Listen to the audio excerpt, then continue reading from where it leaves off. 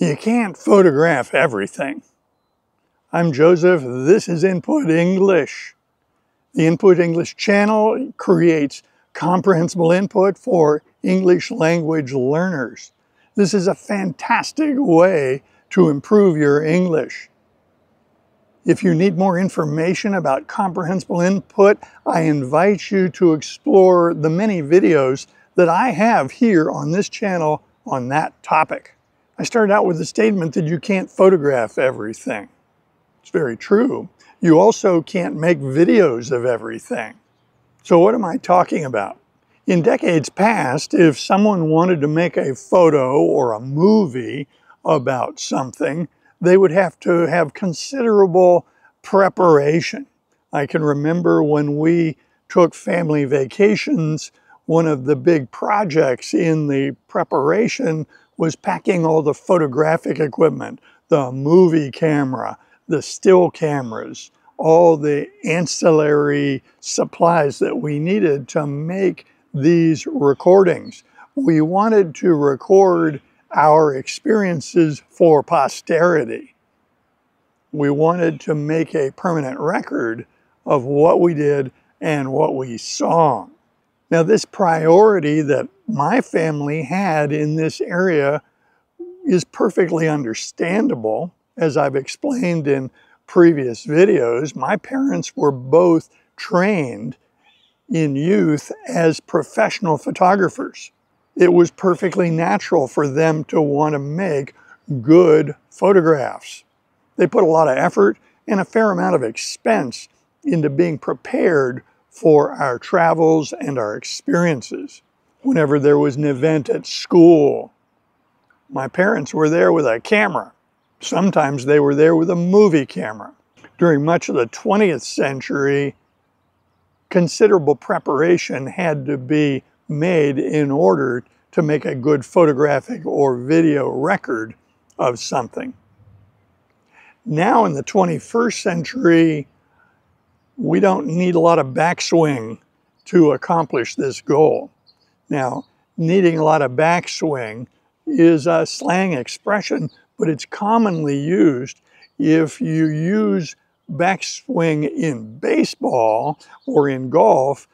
That is the act of bringing the club or the bat back to the position from which the stroke will originate. Backswing in baseball or golf is preparation. You will hear people use backswing metaphorically to describe any preparation. I could say that my upcoming trip to the desert Southwest requires some backswing. And people would understand that I'm just talking about preparation. With the availability of cell phones in virtually everyone's pocket, one can make videos and take pictures on the fly. Another expression that you will hear, a casual expression for sure, on the fly, meaning without preparation. On the fly is impromptu, extemporaneous, spontaneous. No preparation. YouTube is certainly full of extraordinary video clips where people were in the right place at the right time to capture a video of something unusual or very interesting.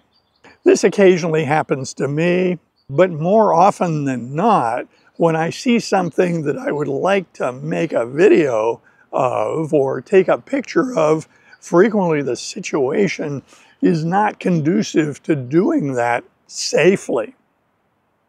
So that happened today. As you can see, I'm in the park. It's a lovely spring day, blue skies. The trees are starting to put out their spring foliage. This is a lovely place. So I drove here, and once I got inside the park, my speed driving the car slowed down to a safe speed because this is a park with a lot of pedestrians and a fair number of animals. You don't drive quickly through this park. You drive slowly and carefully. After I had gone perhaps a quarter mile or less, I saw a dog in front of me crossing the road. But on closer inspection, that was no dog. That was a coyote.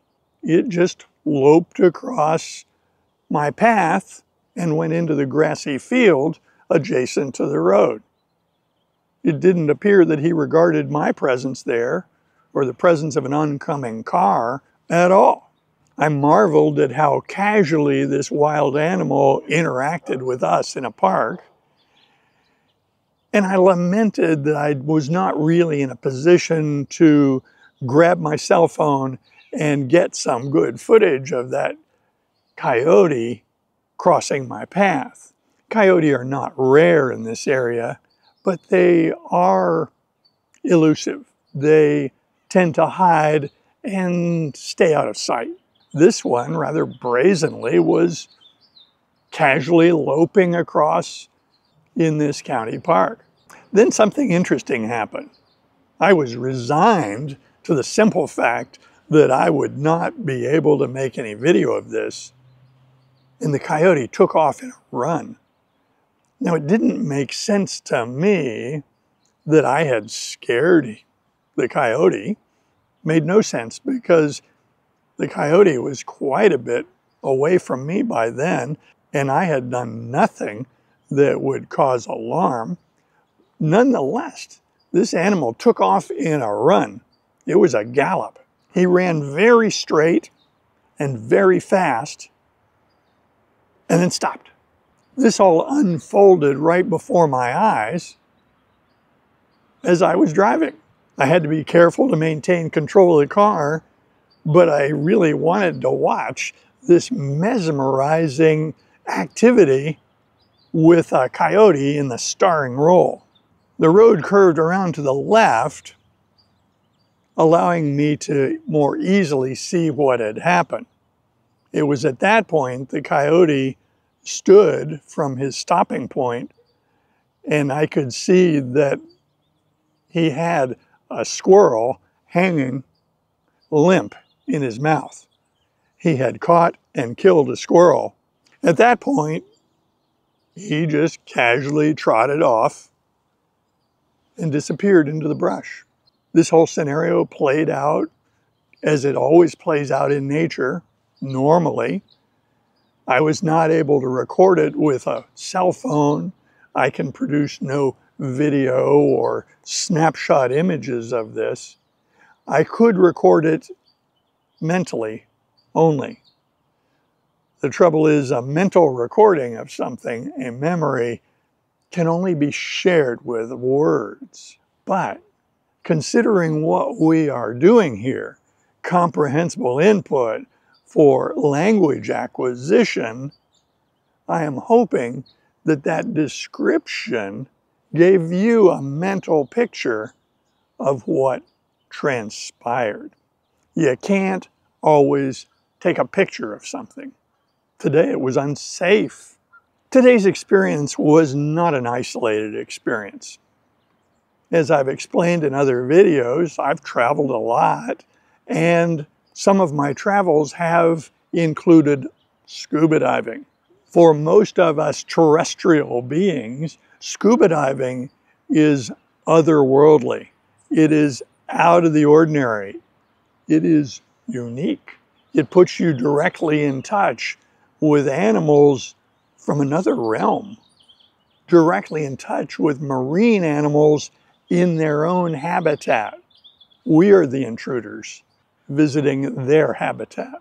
Based on those facts, it is natural, reasonable, that scuba divers might be very interested in taking photographs and making videos. I caught that bug, and as a scuba diver, I did purchase more than one underwater camera, but I never got equipped to make underwater videos. Making photographs and videos underwater is not technically very easy because of the light conditions. It's also a challenge to maintain the camera in a steady position. These problems can be overcome, but it's not easy. My problem with making photographs and videos while scuba diving is related to the way the human brain works. We are consummate monotaskers. In the 21st century, there is a lot of talk about multitasking. But if you look at the way the human brain works, our brain does one thing at a time well. As you add additional tasks to our brain, the quality of its function decreases. What I found is that if I was scuba diving for the purpose of observing nature, it worked perfectly. I also found that if I was scuba diving for the purpose of making pictures, that I didn't see much and experience much because most of my attention was focused on manipulating the camera, finding the right angle, composing the picture, and making the image. I found that taking photographs while scuba diving dramatically detracted from my experience. I also had a similar experience in school. When I was a young kid in school, in elementary school, I was listening to the teacher, but I noticed that the other children were writing, and it turns out they were taking notes. So I emulated their behavior. I imitated them. I took notes. And what I noticed as a small child, perhaps 8 or 10 years old, I didn't learn as much if I was taking notes because it detracted from my paying attention to what the teacher was actually saying.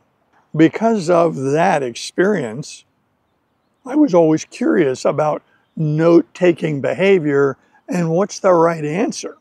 In the 21st century, this is moot because if one goes to a lecture at a university, for instance, one can pull out a phone and record the lecture. Back when I was in school, that technology was not really available to us. When I was in graduate school, the student body in the classes banded together and created what we called the note service. One student was designated for each lecture to scribe the lecture, that is, to take notes. They typically recorded the lecture while they were taking notes. Then they would organize their notes, type them up, compare them to the recording, and sometimes even give them to the professor for review.